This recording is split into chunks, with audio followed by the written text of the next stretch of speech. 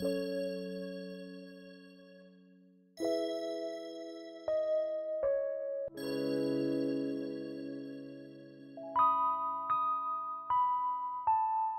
is up, people? My name is Zohaib, and you're watching CHEETAH Works or podcast or wherever you are watching this. And today I'm going to be talking. We're starting our new series, the Game of Life Talk. And first episode, playing school. We're not necessarily going to be playing a game or playing school, but we're going to be talking about school and how and complaints about it and how we can improve school. And I have my guest here, Sam, and introduce yourselves. I'm Sam. Yeah. Getting started, first topic is going to be standardized testing, and I know you have a very strong opinion on that, so I'll let you take away. Yes. So I actually wrote an essay about this in my English class last year, so I'm very fired up about this. I talked to you about this last year. Yeah. I don't think standardized testing is necessary for schools. I don't think it measures student performance effectively because, well, when you think about it, standardized testing is such a core part of schools that it's really, they devote so much time and money into it, and I have all these statistics about it. Up to 25% of the school year is engaged in testing and test preparations, and that's about 585 school days, which is about 3¼ extra school years. Wow. Just standardized testing. Wow. Just testing. That's it. And the thing about it is that none of these tests actually, like anything we learn, have to do with life itself. But that's actually for the middle of the podcast. Just to add on. Let's not get ahead of ourselves. Okay. Just to add, standardized testing starts in 3rd grade. And the other thing about it is the effect that it has on children in the 3rd grade, who, no matter how good they are at writing, at anything to do, building, crafting, all that talent is just made useless when they see a bad score on a standardized test, and they're starting to they're starting to set their own self-esteem and their own self-worth at that age, and that's what's scary about these, is that they're judging themselves based on how well that they're on a test that doesn't have anything actually to do with life itself. Oh, absolutely, and they're stressful. Yeah, stress and test. It's really stressful. You can't factor in external factors about tests, like how think about it. A test is just one day. Like, you have 180 school days, but the fate of your future is basically all into one day, or maybe a few hours taking a test, filling in some bubbles. Some people, including myself, just aren't good at taking tests, and there's nothing wrong with that. Yeah. Doesn't mean you're a bad human being. Doesn't mean you're a dumb human being. Just means you're not good at taking tests. Tests are stressful, and kids they really stress about it, especially the young kids. They go in the bathroom, they cry, they just think, what's wrong with me? Like, they think that they're stupid, they're not good students, but they're not. It's just because they're not good at a test, and this isn't really going to help them in the future necessarily. And here also, when teachers teach tests, there's a concept of teaching to the test. It is what it sounds like. Teachers are forced and pressured to adapt their curriculum based on what the kids are going to see on a test, and that comes to the detriment of a regular standard curriculum, if that makes sense. You don't learn what you could to make you more to make you smarter. It's just to make you prepared for a test, and once that test is taken, then it's, what are you going to use that for? Yeah. Right? Another test? Yeah. That's basically school. That's most of our curriculum basically is based on upcoming tests, especially in remember in New York where we had Regents.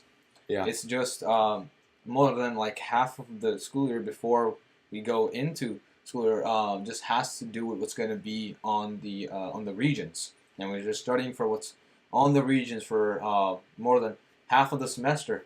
And once we're done with the Regents, the class is over and we move on to the next class. So we basically put all our effort into studying for a test in the semester instead of actually studying what the class is about and what's more relevant in that sort of subject. Well, that's like the end. That's what the school you're trying to reach is that test. Yeah. Like, you work all year for that, and what if you don't do well? You retake the class? Yeah. Do you have to live, or if you just pass barely, then you have to live with the thought that you're not as smart as you hoped you were, or something like that? So yeah, It's horrible for the self-esteem.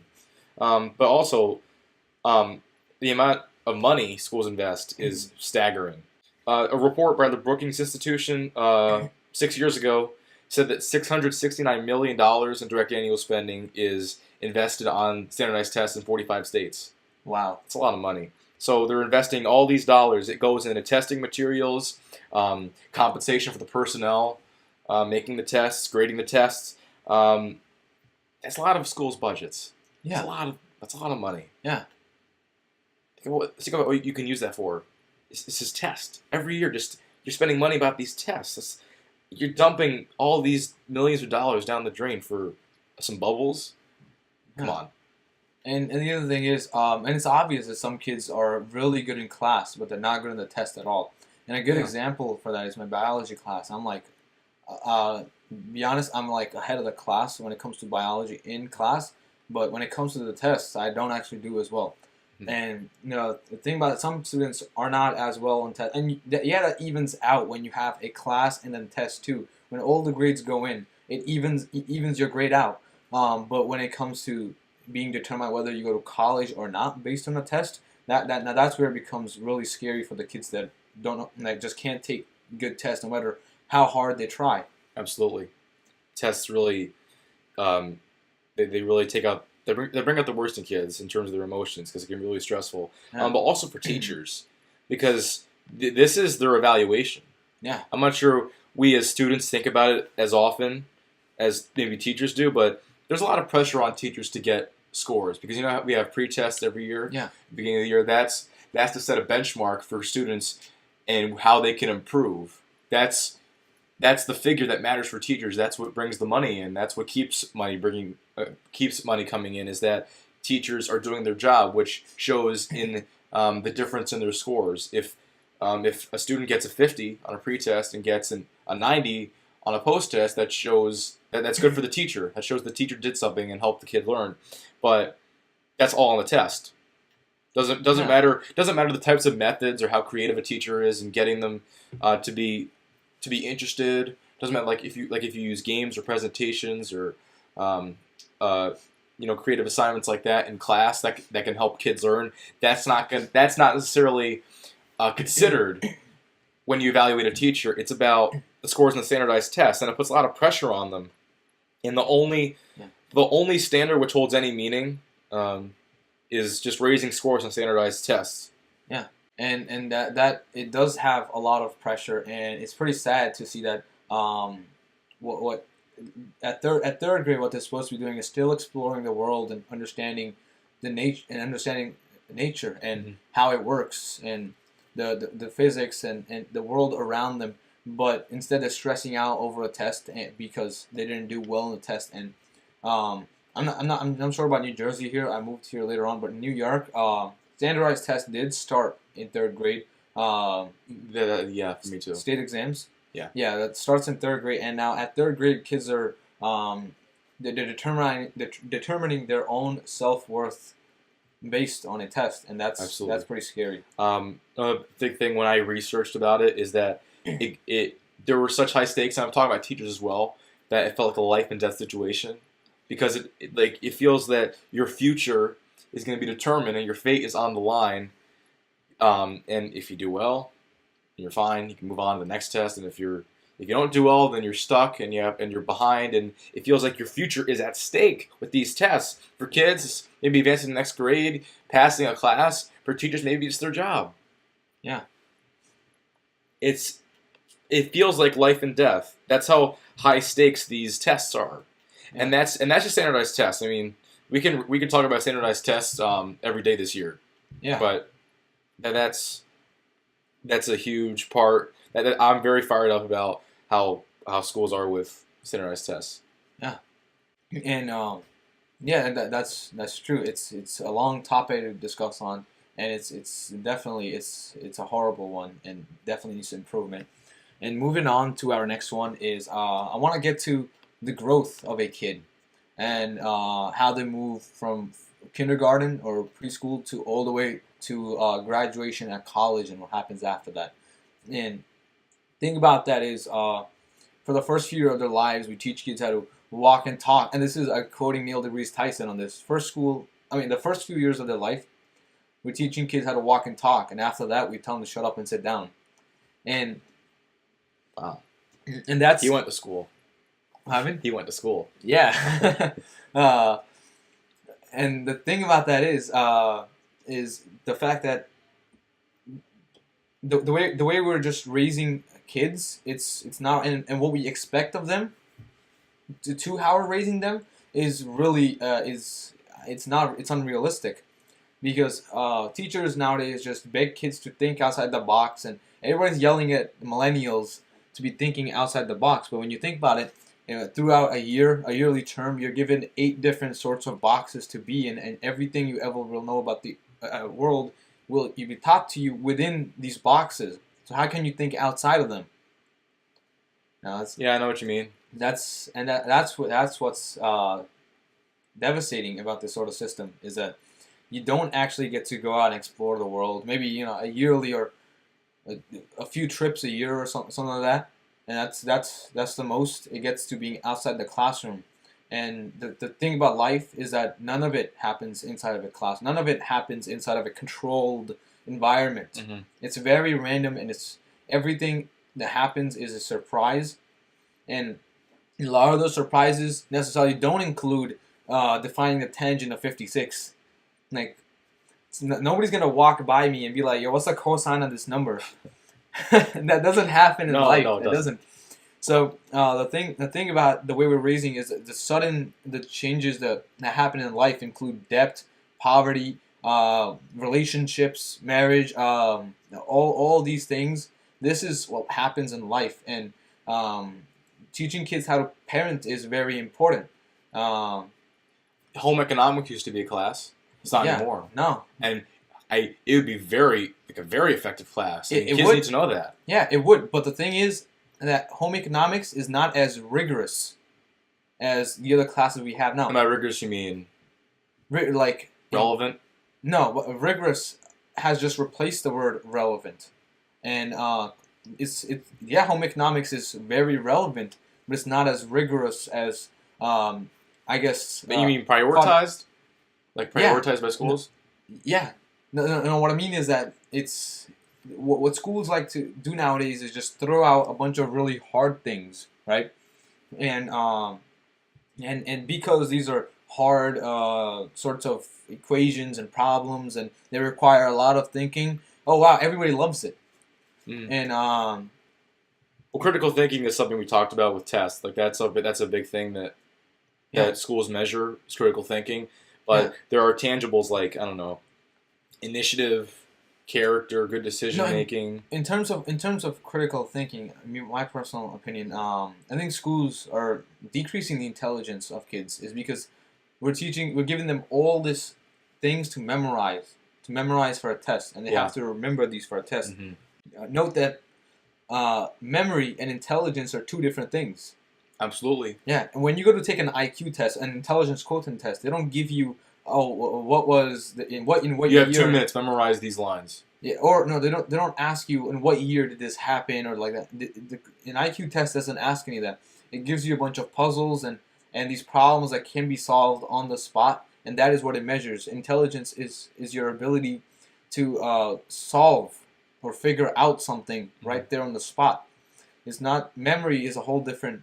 It's different from intelligence, and what we're doing is we're decreasing intelligence and trying to reinforce memory. And some kids just don't have good memory, and they're the ones that just really get screwed over by the system. In my Spanish class, we do a lot of memorization where my teacher tells us we need to memorize a few lines and then present them to the class for a grade.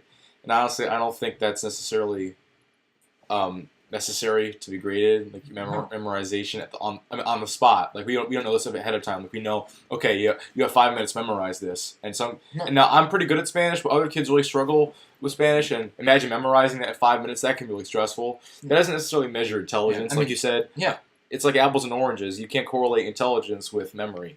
Yeah. And also, would you define critical thinking? Would you agree with me that critical thinking is basically applying your knowledge and what you already know, solving real world issues? Yeah, that is. I agree with you on that. Okay, and because that's a good skill. And the other thing about growth of the kids is that the way they're set. I think school is kind of like and up to college is kind of like a factory system, and then job is where the product is being put to use. Is because when you think about a factory system, it's like a assembly line. It goes from from one place to the next place to the next place. You go from pre-K to kindergarten to then after that you go to first grade. What do you have to do? You done with first grade. You go to second grade. Then you go to third grade, and it's just in a sort of like a system. And and in fifth grade we have like a massive celebration. Going to new school, new environment, new friends. I think all of that is just BS. It's not that. Yeah, you're gonna have new people and new environment, but I think that the way. Well, what's like celebratory about it? Yeah, that you made it out. Yeah, I think that the only celebratory thing is that you're never going to be seeing that sort of school ever again. You're now going to be seeing another school. That's it. Yeah. There's nothing else that's different about moving on from fifth grade to sixth grade, and they tell you new school, new environment, all that, and I think all that's just BS. It's because when you go into middle school, you're going to be treated and thought, and the system, the standards are going to be the exact same. And another analogy that Alan Watt gave that was really good, actually, I was watching the other day, is that when you're playing a piano, or when you're playing a song or an instrument or a sport or any sort of game, or like when you're playing, you don't say you're working the piano, you say you're playing it, and that's because when you're enjoying the moment that you're playing, and you're stroking the keys. Or if it's a sport, you're enjoying the moment when you're running around the field. That's what matters about the game. It's not getting to the end of the game. It's about being at the game is what matters. It's about being at the piano is what matters. Not getting to the end of the song. And he said because if that was the case, the concert would have to be just one stroke of a string, and that'd be it. That'd be the concert. If it was about getting to the end of the song. Oh, definitely. Yeah, but it's not. It's about being there at the concert. It's about the experience. Yeah, getting to the end of the concert is not. It's not the goal. That's not the goal. Unless you're in the audience. And it's really bad. But being being at the concert and being on the stage is what matters. Or if you're a viewer, listening to the. Just want to clarify. I don't hate concerts. Okay, I'm talking about the public. So I go to concerts. I love them. It's a great time. Yeah. I don't want to get hated. Okay, yeah. Don't at me. Okay. But it's about whether you're a viewer or the person performing. It's about being there. And the thing about schools is school is not playful. It's about getting to the end of it. It's about going home at the end of the day. Everybody's looking forward to dismissal. Well, let me ask you this. I mean, how many times in school are you talking to a friend and the teacher's like, "Shut up"? Yeah. Stop talking. Like school, a big part of school is like making friends, being social. And for me, because I care about my grades a lot, it's hard to do that while juggling grades because teachers get mad at you if you talk in class and they're gonna think that you're disrespecting them. Yeah. But I have a lot of respect for my teachers. It's just that school is supposed to be social. It's not always about you're not gonna be ready for college because you can't shut up in class. You know what I mean? Yeah, and the other thing is when you go outside in the world, you're going to have to do a lot of talking. It's going to be we're a social species. It's part of our nature. And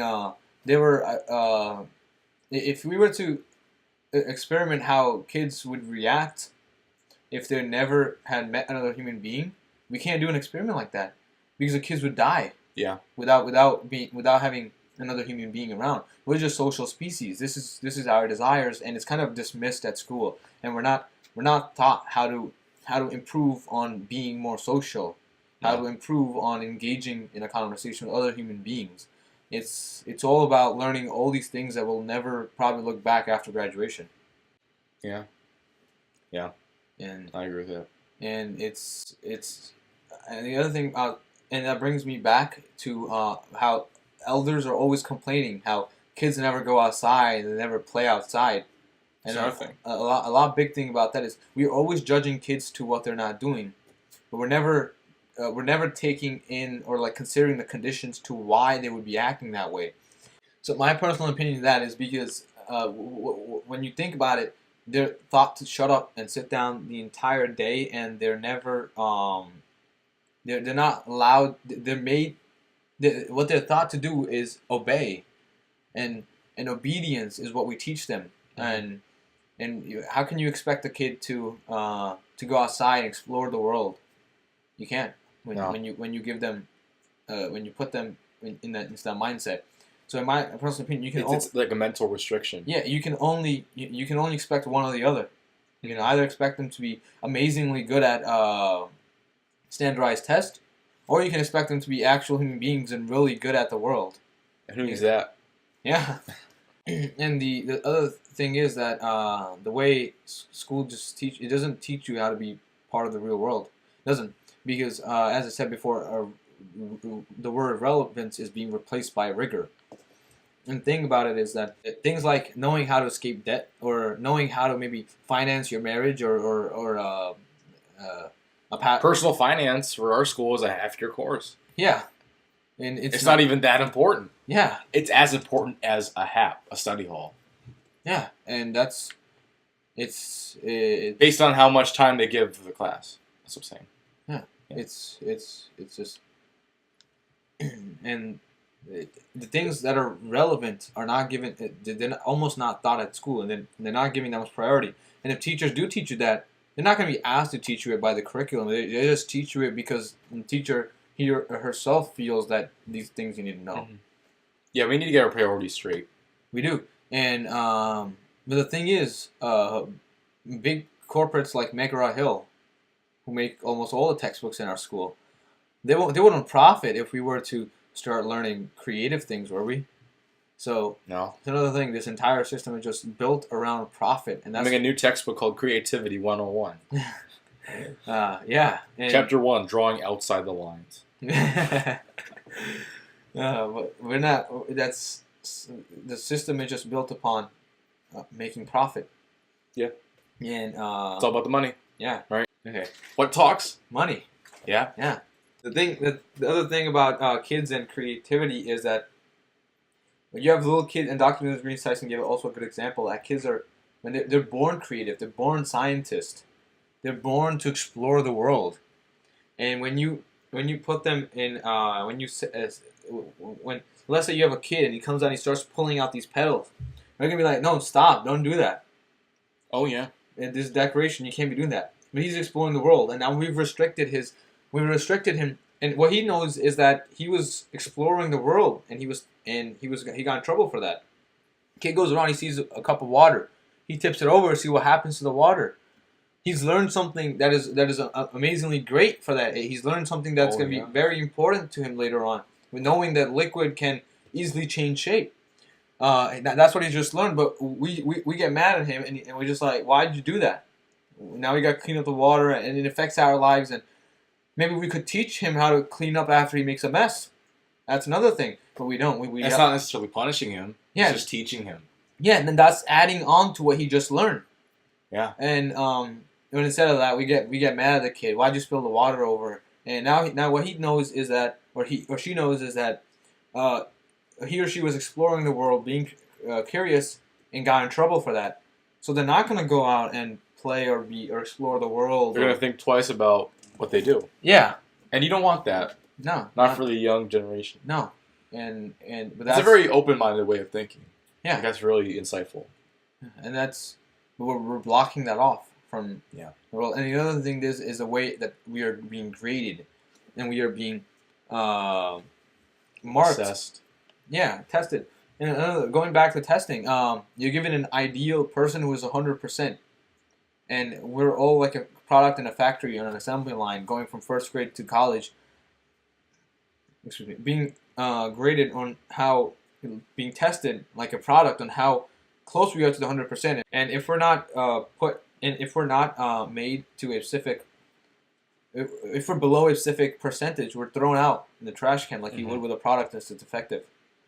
And that's what. And it's not a case of like one man's trash, another man's treasure. It's not like, if you're not good enough, then you're just kind of thrown to the trash heap. The be all, and they don't really try to help you become something. Yeah, because the end goal for everybody is college. and a nice job where you make a lot of money. That's it. Yeah. That is the end goal. And that's another thing that I believe is a horrible thing about society. You have to reconsider our goals. You have to reconsider things like that, because we're just these are just a lot of it's all about the mindset, and we're taking away curiosity. We're taking away the motivation to explore the world. And the other thing is that how Dr. Neil deGrasse Tyson said that you have a spelling bee, and you have one kid that comes and I'm sorry to interrupt. One time I saw a spelling bee on Buffalo Wild Wings. The same day as the NBA Finals, I think. But if you have a spelling bee, right, and you ask them to spell the word cat, and one kid comes up and he spells it C-A-T. He gets it right. The other kid comes up and he says K-A-T. Gets it wrong. Next kid comes up and he spells it X-Y-Z. Notice how the kid who spelled the word K-A-T and the kid who spelled the word X-Y-Z was marked equally. They were marked equally as wrong, even though K-A-T was a better representation. And knowing that C shouldn't even be part of the alphabet and there's no reason for it, may give the argument that K... Are you arguing alphabet conspiracy? No, I'm just saying like how the system, it doesn't... It teaches you what to think. The system teaches you what to think, and because C shouldn't even be part of the alphabet, because there's always other letters like K and S that make the same sound as it does in specific words. Could also give the argument that K-A-T is a better spelling for cat. Oh. So save it for the flaws of the alphabet podcast. But the thing about that is that the point of that example was that we're teaching kids what to think, not how to think. And because every situation that you give in your life, a lot of situations are gonna come by surprise. So you're gonna need to know how to think through these situations. And that's not what we're teaching kids. We're teaching them what to think. And what if what they know to think is not something, the material is not included for that sort of situation? What are they gonna do? I don't know how to Depression, and which eventually will lead to suicide. Yeah. I mean that's kind of like a really far. It's drastic. That's kind of extending it, but be honest, that's what could happen. Well, yeah, if you're stumped somewhere, then you don't know how to think because you haven't been raised that way. No, like let's say you're going through massive debt, you don't know how to get out of it. You don't, because you're not taught how to come out of debt. You're not taught how to handle debt. You can't put down a standardized test. Yeah. How do you come out of debt? A, B, C, D. Yeah. And the other thing is that, or your wife divorces you. You don't know how to deal with that mentally. No. And what if somebody is like, or really, really loves someone, and then they got divorced? Now, you don't know how to mentally handle that. Mm. You know?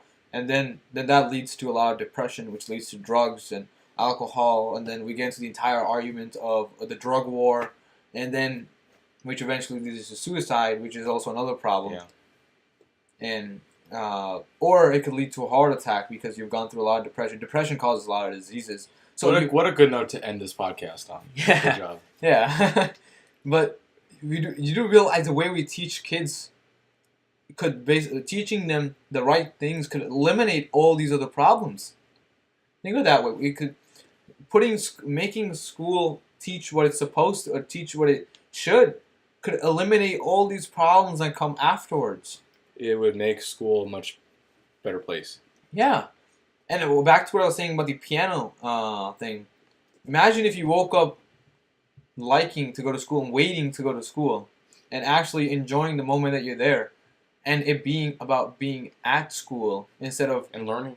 Yeah. And because the thing is, if you're exploring yourself and you choose a subject and teach you a lot of things that have to do with what you want to do in life, and then later you like something else. Now you're going for something else. Of course, that's gonna with that sort of schooling system, you're gonna have to spend a lot of years at school trying to discover. But that wouldn't matter because you'd like being at school. Yeah. It'll be like a great learning experience. So to end this podcast, I think we need to change the system to teaching kids how to think, not what to think, to figure things out. And actually, just give like one last example from Dr. Elizabeth Tyson is that you have you're hiring an architect. You're at a company and you're an employee. You're hiring an architect, and you have one architect comes in and you ask him, just as a question, what is the height of the spear in this building? And he answers about he says, oh, I know it's exactly 145 feet tall. I memorized the spears of all the buildings. And that's memorization. That's not figuring things out, is it? You have a second guy that comes in, and he says, and you ask him the same question, what's the height of the spear? And he says, hold on. He goes outside. He takes a measurement of his shadow, and he takes a measurement of another shadow of the building or whatever. He does a ratio. Then he measures the shadow of the spear, and he comes back and he says it's about 140 feet tall. He's not exactly the right. He's not as precise as accurate, but he figured it out, and that is what makes him more valuable. I don't know about you, but I'm going to hire the person that figured it out. Oh, absolutely. That is an amazing example that he gave, and I love using that over and over because and I love hearing it over and over. And it teaches you that. So to conclude, we need to make sure that we're teaching kids how to think, not what to think. Exactly. Yeah, and we're making sure that what we teach them is relevant. Is more. We need to give priority to relevance over rigor. We need to make sure that what they're being taught will actually help them out in life, because there's just a lot of problems in our society nowadays can be easily solved with education. Yeah. And education is the greatest weapon against a lot of like even talk about extremist groups.